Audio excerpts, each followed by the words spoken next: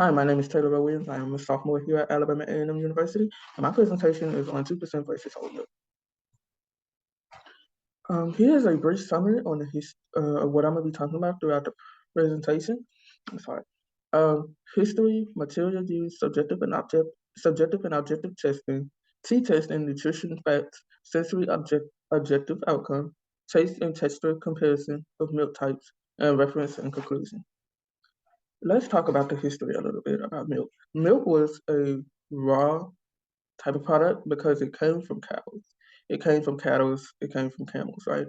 And so 6,000 BCE, humans wasn't built to digest lactose, milk's natural sugar. So there was no alternative of like how we have today on milk. They would just drink it straight, raw milk, straight out the animals, straight out the cow, straight out the cattle. Um, and so that was years ago until a German chemist named Franz von Sulet proposed applying the process of pasteurization to milk 20 years later after Louis Pasteur's 1864 invention. So he wanted to apply the process of pasteurization. So there is another alternative to drink milk, such as 2% whole milk instead of just raw milk, right? So let's move on to the materials that I've used throughout this whole project. I've used great value 2% milk, great value whole milk, clear plastic cups, water, and gloves throughout this whole process, right?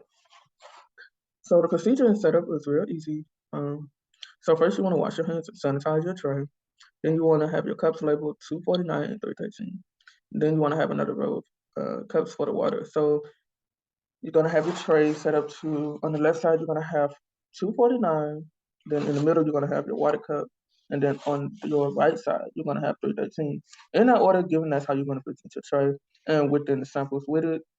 Um, when you see the light on your side, that means your panelist is ready for your sample, and you're gonna put your tray in the sample box. You're gonna put your tray in the box to give to your panelists so they could um, test which one would they prefer or anything like that based on what your survey is asking. So you're going to continue to repeat the process 2 through 5 until you get your desired number of data. So you're going to want to have like 30 panelists to come out and test your product. That's just the bare minimum. That's just the basic to having data of a sensory evaluation test.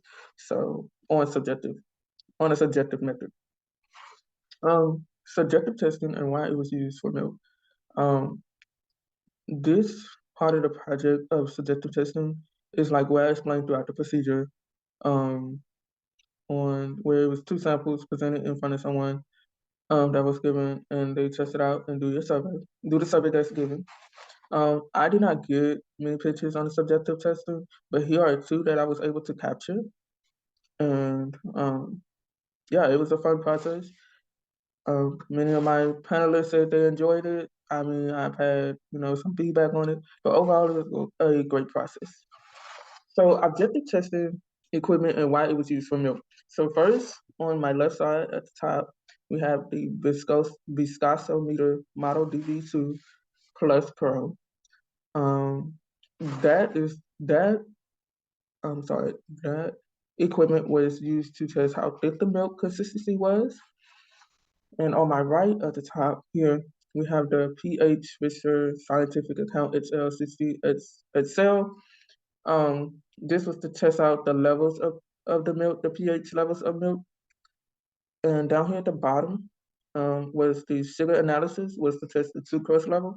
And sucrose is another word for sugar. So this was a sugar analysis where you put your content or milk or whatever in this little part right here, and it tests out. You press read, and it tests out your content or your sample, right? So these are the 3 objective testing that I have used to get data on my. I'm sorry, to get data on my samples.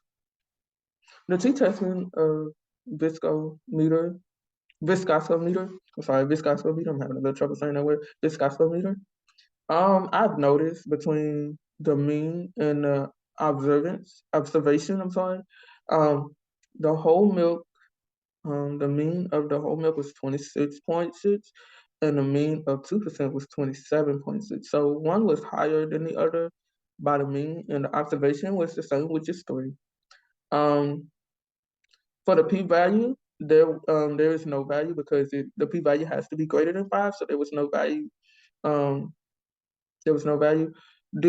I've tested my sample on this product here, on this viscosometer. I'm sorry, this viscosometer 3 times to get accurate data. And throughout this whole presentation, every equipment that I use, I tested 3 times to get an accurate data. The mean of the whole by the pH product was 27.4. That's the mean for whole milk, and for the 2% milk was 7.93. The mean of 2% was significantly higher than the whole milk, but that's not the case. That's not the data that I'm looking for. The data I was looking for was the p-value. Again, it has no value to it because it has to be greater than 5. And again, the value was no greater than 5, so there was no really not accurate data, but there was no really pinpointed data for the p-value.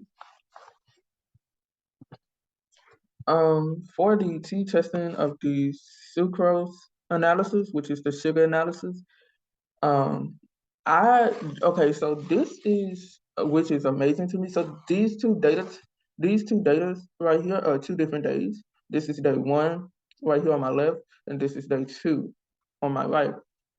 And what this specifically, so what I was looking for to see if the mean was going to change, and see if the to see if the variance was going to change, and it did change significantly. But again, this was not what I was looking for.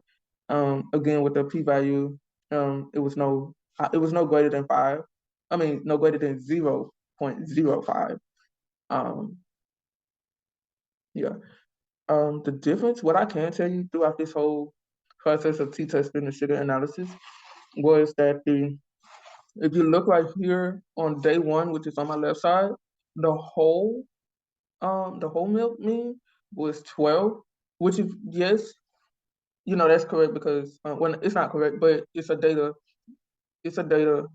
that would be significantly higher because whole milk has a lot of sugar. It has a greater significant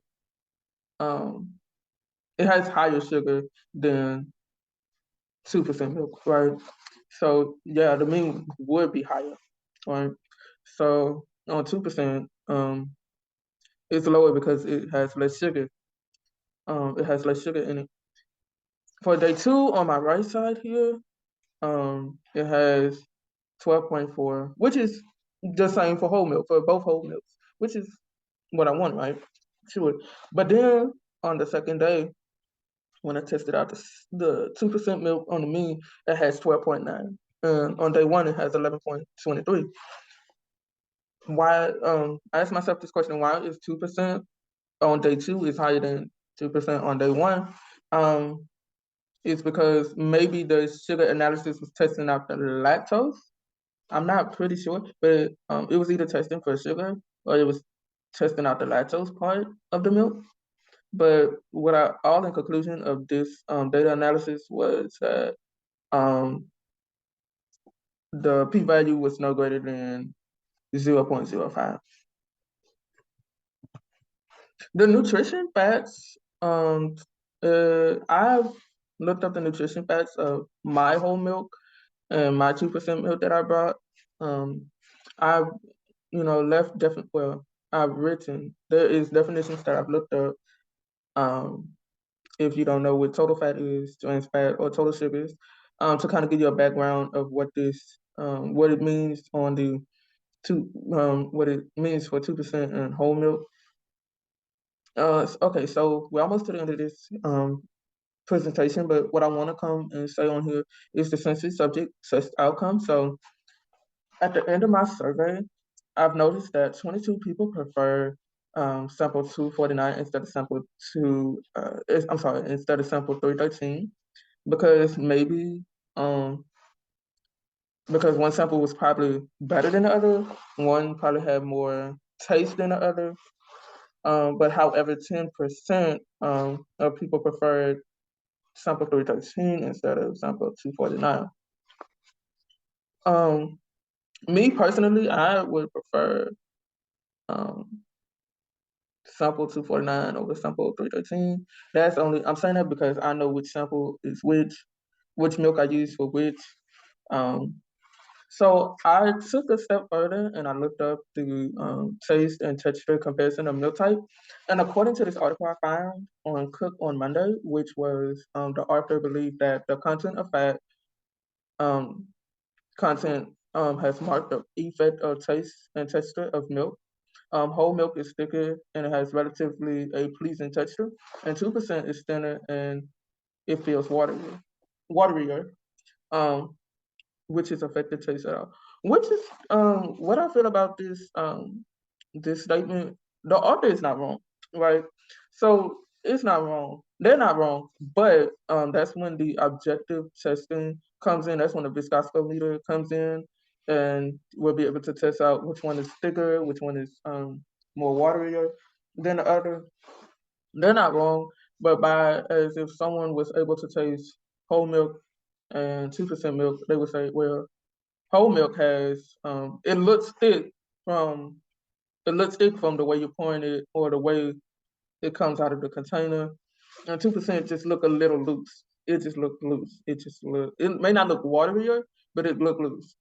And what I've known about the two is that 2% milk has it just even if you add water or not, it's just look like it's just nothing but water, which is not it's not bad.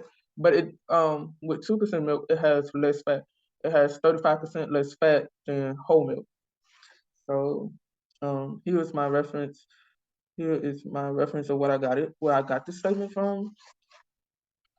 And in conclusion, this is just a small detail of what I talked about throughout this whole project.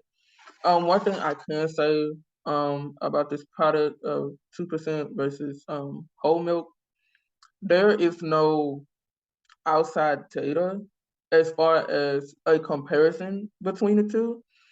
As I was researching and kept researching, I kept looking for a kind of like a data or a comparison or something that was kind of like from the from what my objective testing was. I was trying to compare my objective testing with someone else's from Google or the internet. There was no type of testing between the two. The only thing that Google or any type of research that would pull it up on 2% of whole milk is that they will tell you the nutritional fats and which one is good for you, which one is not, which one is have more fat than the other, um, which one is, and then they'll tell you the history of it, right? So here are my references, and I put the slides. If you want to go back to the slides, here the references for each slide or some of the slides. And thank you for watching this video. I appreciate you. I want to say thank you to Mr. Robert and Mr. Elvis for helping me with the objective testing and the subjective testing. If it wasn't for them, I wouldn't be able to have this presentation that I'm showing. So much thanks to those two. And I will see y'all soon. Thank you.